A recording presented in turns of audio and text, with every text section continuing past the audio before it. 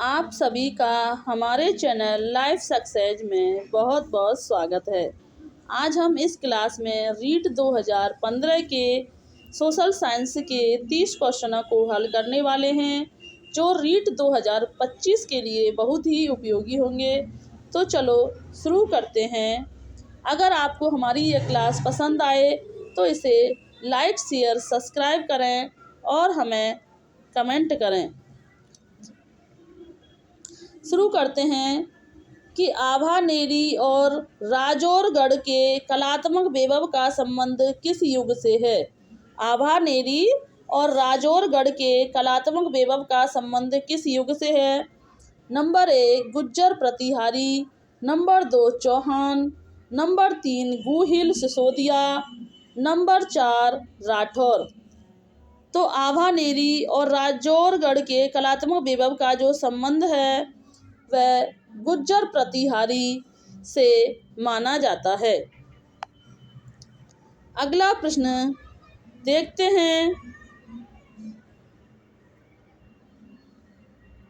तो अगला प्रश्न देखते हैं कि सामाजिक अध्ययन में किसका अध्ययन किया जाता है। सामाजिक अध्ययन में किसका अध्ययन किया जाता है। नंबर 1 मनुष्य के आर्थिक संबंध, नंबर 2 मनुष्य के राजनीतिक संबंध, नंबर 3 मनुष्य के सामाजिक संबंध, नंबर 4 मनुष्य के सामाजिक भौगोलिक संबंध। तो सामाजिक अध्ययन में किसका अध्ययन किया जाता है।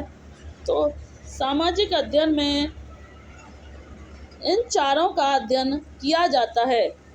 तो सामाजिक अध्ययन में मनुष्य के आर्थिक संबंधों का भी अध्ययन किया जाता है, मनुष्य के राजनीतिक संबंधों का भी अध्ययन किया जाता है, मनुष्य के सामाजिक संबंध और भौगोलिक संबंध, इन सभी का अध्ययन जो है सामाजिक अध्ययन के अंतर्गत किया जाता है। अगला प्रश्न देखते हैं कि सामाजिक अध्ययन की अवधारणा। सामाजिक अध्ययन वह अध्ययन है जो मनुष्य के जीने की विधियां या किसी व्यक्ति की मूलभूत आवश्यकताओं और उन गतिविधियों की समझ प्रदान करता है जिसमें वह अपनी आवश्यकता और जिस संस्था को वह उसने विकसित किया है को पूर्ण करने के लिए संलग्न होता है। Number 1 Beasley, John Michaels, MP मोफेट या शिक्षा अनुसंधान का विश्वकोश। तो सामाजिक अध्ययन की जो अवधारणा। सामाजिक अध्ययन वह अध्ययन है जो मनुष्य के जीने की विधियां या किसी व्यक्ति की मूलभूत आवश्यकताओं और उन गतिविधियों की समझ प्रदान करता है जिसमें वह अपनी आवश्यकता और जिस संस्था को उसने विकसित किया है पूर्ण करने के लिए संलग्न होता है। शिक्षा अनुसंधान का विश्वकोश।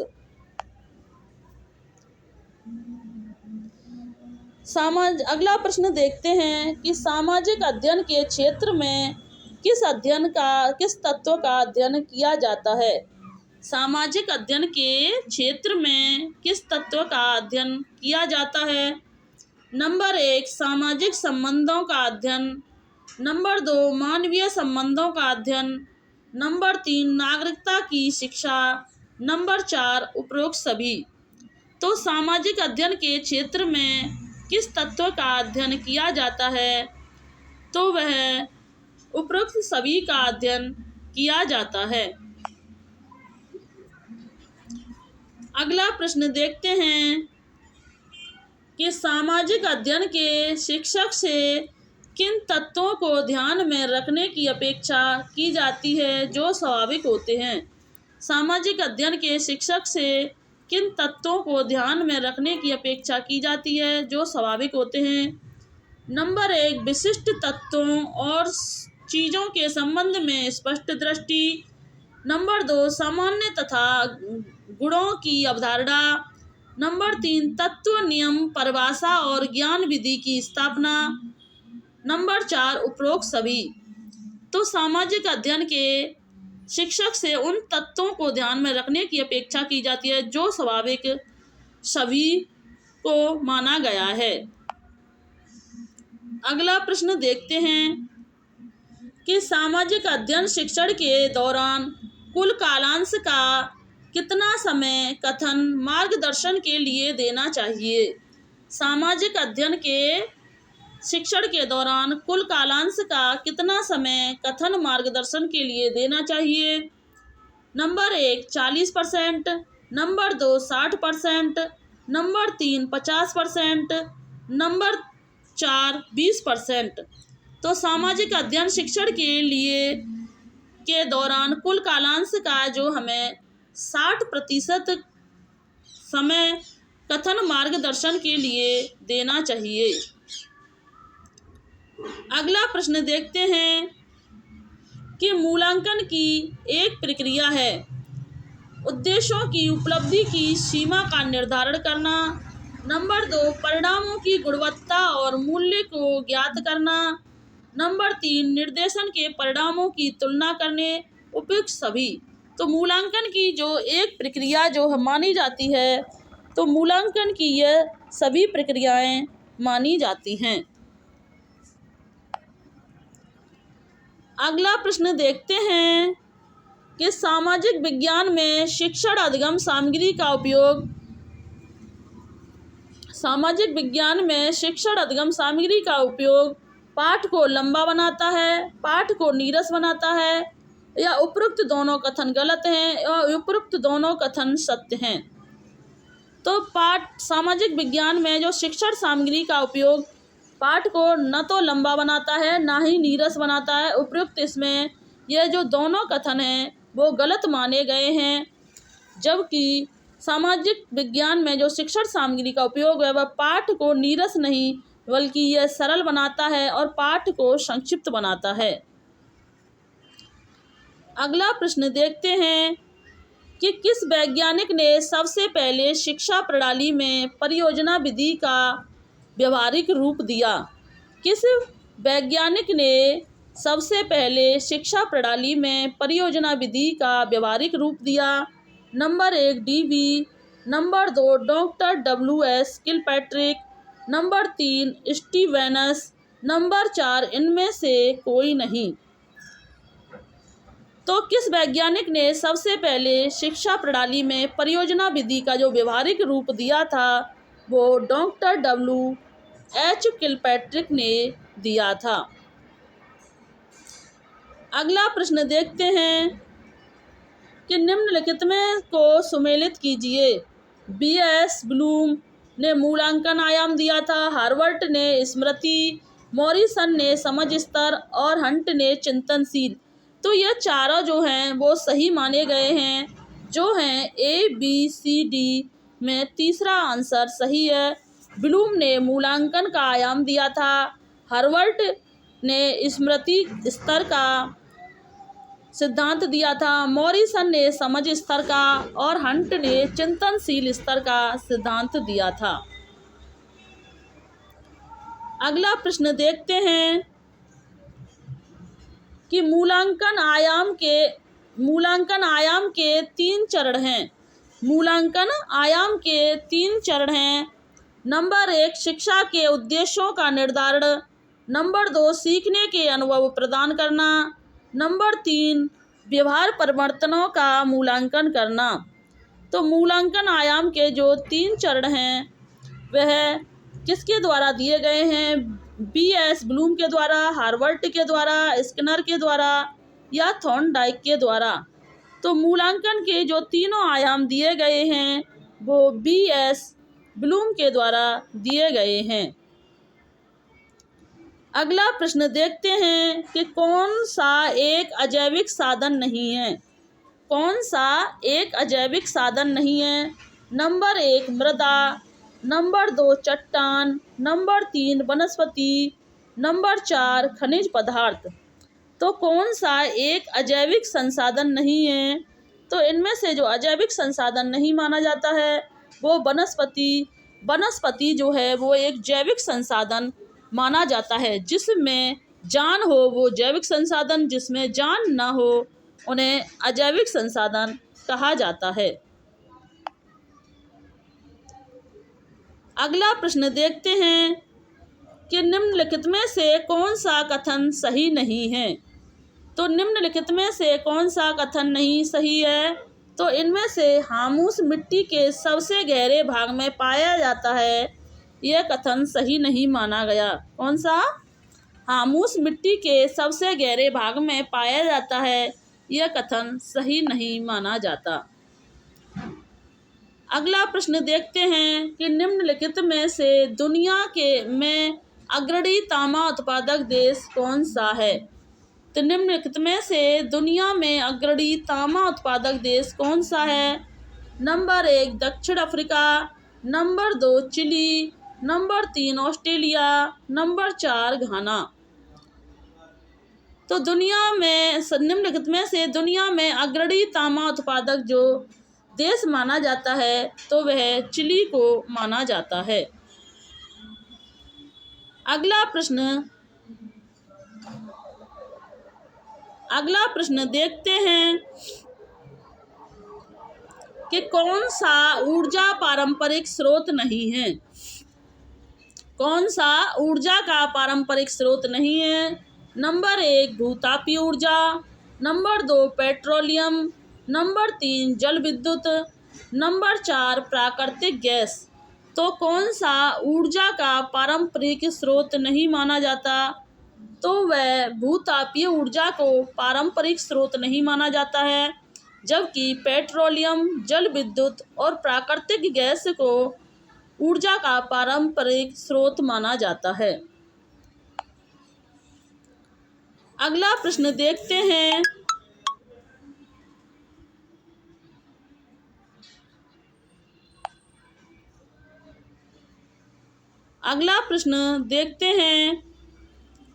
कि कौन सा सही मिलान नहीं है? तो स्थानांतरण खेती और देश क्षेत्र हैं। तो मिल्पा जो है मैक्सिको से संबंधित है, जूमिंग जो है उत्तर पूर्वी भारत से संबंधित है, रोका जो है वो ब्राज़ील से संबंधित है, जबकि डी इसमें से लाडो ब्राज़ील इनमें से संबंधित नहीं मानी गई है। तो कौन सा सही मिलान नहीं है? इसमें से लाडो श्रीलंका जो है इनका मिलान सही नहीं माना जाता। इस तरह से इसका आंसर डी है। अगला प्रश्न देखते हैं कि प्रायद्वीप भारत की सबसे ऊंची चोटी कौन सी है? प्रायद्वीप भारत की सबसे ऊंची चोटी कौन सी है? दोड़ा बेटा, अन्नाईमुड़ी, महेंद्रगिरी या कोडाई कनाल। तो प्रायद्वीप भारत की जो सबसे ऊंची चोटी मानी गई है वह अन्नामुड़ी को प्रायद्वीप भारत की सबसे ऊंची चोटी माना जाता है। अगला प्रश्न देखते हैं कि भारत के किस भाग में मानसून का आगमन शीघ्र होता है? भारत के किस भाग में मानसून का आगमन शीघ्र होता है? नंबर 1 केरल, नंबर 2 अंडमान निकोबार द्वीप, नंबर 3 पश्चिम बंगाल, नंबर 4 तमिलनाडु। तो भारत के किस भाग में मानसून का आगमन शीघ्र होता है? तो वह अंडमान व निकोबार द्वीप समूह का जो आगमन है वो शीघ्र होता है। अगला प्रश्न देखते हैं कि भारत के किस क्षेत्र में उष्णकटिबंधीय वर्षा वन पाए जाते हैं? भारत के किस क्षेत्र में उष्णकटिबंधीय वर्षा वन पाए जाते हैं? नंबर 1 मालवा का पठार, नंबर 2 कर्नाटक का क्षेत्र, नंबर 3 पूर्वी घाट, नंबर 4 उत्तरी पूर्वी भारत। तो भारत के किस क्षेत्र में उष्णकटिबंधीय वर्षा वन पाए जाते हैं? तो वह उत्तर पूर्वी भारत में वर्षा वन पाए जाते हैं। अगला प्रश्न है कि निम्नलिखित में से कौन भारत में लोहा और इस्पात उद्योग का केंद्र नहीं है? निम्नलिखित में से कौन भारत में लोहा और इस्पात का उद्योग केंद्र नहीं है? Number 1 Bangalore, number 2 Salem, number 3 Dolby, number 4 Durgapur. निम्नलिखित में से कौन सा जो भारत में लोहा इस्पात उद्योग का केंद्र नहीं है? तो बेंगलोर जो है लोहा इस्पात का केंद्र नहीं है। अगला प्रश्न देखते हैं कि भारत में 2011 में जनसंख्या के उच्चतम घनत्व निम्नतम घनत्व वाले राज्य थे? नंबर 1 पश्चिम बंगाल और त्रिपुरा, नंबर 2 बिहार और अरुणाचल प्रदेश, नंबर 3 केरल और सिक्किम, नंबर 4 उत्तर प्रदेश और मिजोरम। तो भारत में 2011 में जो जनसंख्या के उच्चतम और निम्नतम घनत्व वाले जो राज्य थे तो वह बिहार और अरुणाचल प्रदेश थे। तो 2011 में जो सबसे ज़्यादा उच्च घनत्व जो पाया गया था वो बिहार में, और सबसे कम घनत्व वाला जो राज्य था वो अरुणाचल प्रदेश को माना गया था। अगला प्रश्न देखते हैं कि भौराट पठार निम्नलिखित में से किसके बीच स्थित है? भौराट का पठार निम्न में से किसके बीच में स्थित है?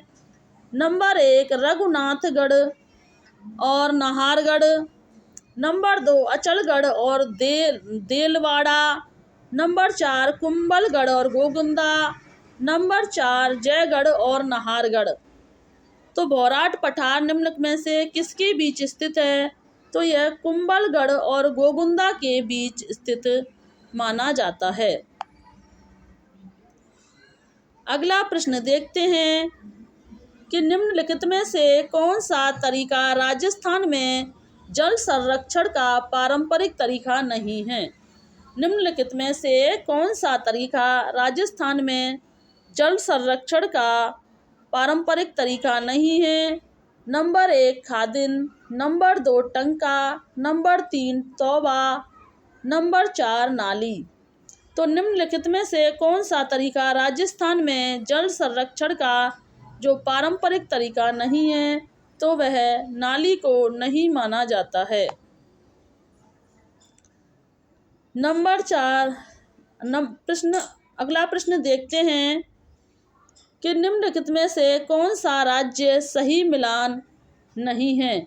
तो टंगसन डेगिटाना में स्थित है, लीड और जिंक राजापुर दरीबा में है, कॉपर सिंघाना में है, जबकि मीका जाम सर में नहीं पाया जाता है। किसमें सही मिलान जो नहीं है वो मीका जाम जो है सही नहीं माना गया है। अगला प्रश्न देखते हैं कि कौन सा राजस्थान में रासायनिक उद्योगों का केंद्र नहीं है? कौन सा राजस्थान में रासायनिक उद्योगों का केंद्र नहीं है? तो number 1 Didwana, number 2 Sawai Madhopur, number 3 Kota, number 4 Alwar. तो कौन सा राजस्थान में जो औद्योगिक उद्योगों का केंद्र नहीं, रासायनिक उद्योगों का केंद्र नहीं माना जाता है? तो वह सवाई माधोपुर को रासायनिक उद्योगों का केंद्र नहीं माना जाता है। अगला प्रश्न देखते हैं कि 2011 में राजस्थान के कौन से जिले से 500 से अधिक घनत्व वाले हैं? Number 1 Jaipur Alwar, number 2 Bharatpur Dausa, number 3 Jaipur Bharatpur, number 4 Jaipur Dausa. तो 2011 में राजस्थान के कौन से जिले 500 से अधिक घनत्व वाले जो राज्य हैं वो जयपुर भरतपुर जो है वो 500 से अधिक घनत्व वाले राज्य थे। अगला प्रश्न देखते हैं कि 1936 में किस रियासत के प्रजामंडल ने कृष्ण दिवस मनाया था? 1936 में किस रियासत के प्रजामंडल ने कृष्ण दिवस मनाया था? Number 1 Udaipur, number 2 Kota, number 3 Karauli, number 4 Jodhpur. तो 1936 में किस रियासत के प्रजामंडल ने कृष्ण दिवस मनाया था? तो वह जोधपुर में प्रजामंडल ने कृष्ण दिवस मनाया था। अगला प्रश्न देखते हैं कि अगस्त 2020 में 15 में राजस्थान के किस जिले में युद्ध संग्रहालय की स्थापना की गई थी? अगस्त 2015 में राजस्थान के किस जिले में युद्ध संग्रहालय की स्थापना की गई थी? Number A Sikar, number 2 Jaisalmer, number 3 Jodhpur, number 4 Barmer. तो अगस्त 2015 में राजस्थान के किस जिले में युद्ध संग्रहालय की स्थापना की गई थी? तो वह जोधपुर में की गई थी। अगला प्रश्न देखते हैं कि किस चौहान शासक को कवि बांधव कहा गया था? किस चौहान शासक को कवि बांधव कहा गया था? विग्रहराज चतुर्थ को, पृथ्वीराज तृतीय को, अर्नोराज को, अजयराज को। तो किस चौहान शासक को बांधव कहा गया था? तो विग्रहराज चतुर्थ को कवि बांधव कहा गया था। आज का अंतिम प्रश्न देखते हैं कि कर्नल जेम्स टोड ने अपना यात्रा वृत्तांत ट्रेवलर्स इन वेस्टर्न इंडिया किसे समर्पित किया था? Number 1 Lord William Bentinck, number 2 Lord Minto, number 3 William Hunter Blair, number 4 Yati Gyanchandra. तो कर्नल जेम्स टोड ने अपना यात्रा वृत्तांत ट्रेवलर इन वेस्टर्न इंडिया किसे समर्पित किया था? तो यह यति ज्ञानचंद को समर्पित किया था। तो आज की क्लास को हम यहीं समाप्त करते हैं। अगर आपको हमारी यह क्लास अच्छी लगी हो तो इसे लाइक, शेयर, सब्सक्राइब करें और हमें कमेंट करके बताएं कि हमारी यह क्लास कैसी रही। तो थैंक्स वॉचिंग दिस वीडियो।